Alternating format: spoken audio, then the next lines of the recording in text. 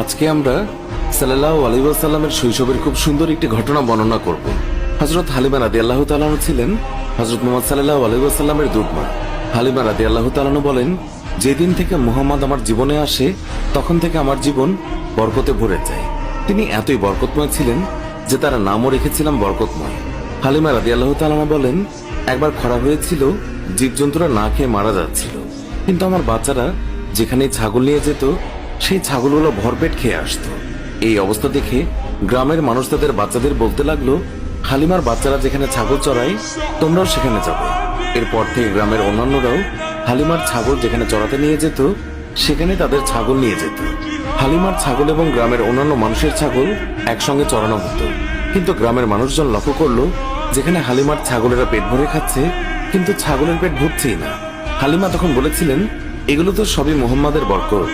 তিনি আরো বলেছেন, যখন কারো ছাগল অসুস্থ হয়ে পড়তো তখন গ্রামের মানুষ তাদের ছাগল নিয়ে আমাদের ঘরে চলে আসতো, আর তখন মুহাম্মাদের হাতের স্পর্শ ছাগলের গায়ে বুলিয়ে নিত এবং সঙ্গে সঙ্গে ছাগল সুস্থ হয়ে যেত।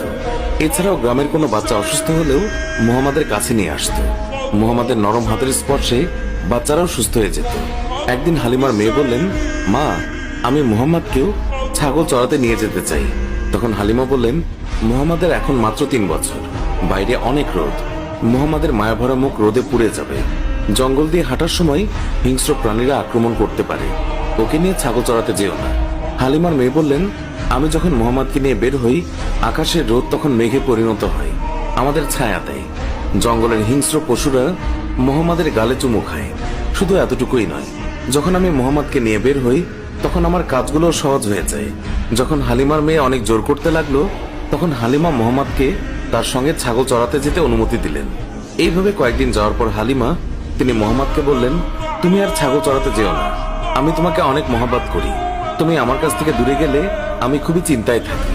এরপর একদিন হালিমার মেয়ে কাঁদতে কাঁদতে বাসায় ফিরলেন। হালিমা কান্নার কারণ জানতে চাইলে মেয়ে বলে, তাদের একটি ছাগল শিয়াল ধরে নিয়ে গেছে। এই কথা শুনে হালিমাও কান্না করে দেয়। শিশু মুহাম্মদ তখন মায়ের চোখে পানি দেখে সে বলে, আমি এক্ষুনি তোমার ছাগল শিয়ালের কাছ থেকে এনে দেব।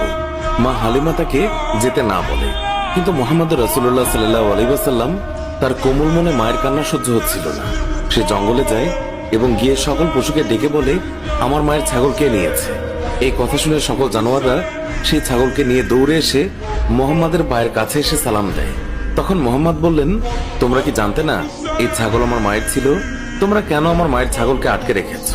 আমার মা এখনো বাসায় কাঁদছে। উত্তরে সব জানোয়াররা বলল, হে নবী মুহাম্মদ, আপনি কয়েকদিন ছাগল চড়াতে এসেছিলেন, তখন আমরা আপনাকে লুকিয়ে লুকিয়ে